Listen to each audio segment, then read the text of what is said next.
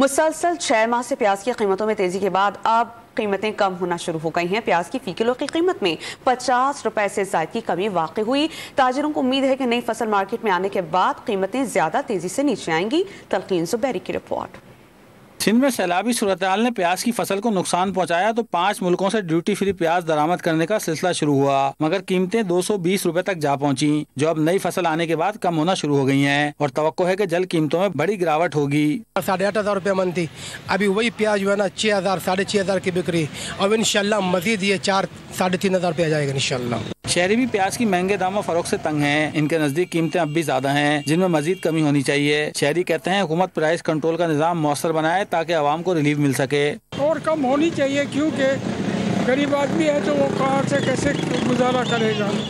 यानी 150 भी बहुत ज़्यादा है ना। रेट बढ़ा देते हैं 200 रुपये, 20-30 रुपये कम कर देते हैं, आवाम को खुश करते हैं कि ये 20-30 रुपये कम हो गए, लेकिन वो जो 100 रुपये एक साथ बढ़ाते हैं उनका कोई हिसाब ही नहीं है। चीज़ के प्राइस बढ़ रहे हैं तो लाजमी बात है कंट्रोल तो होना ही चाहिए ना।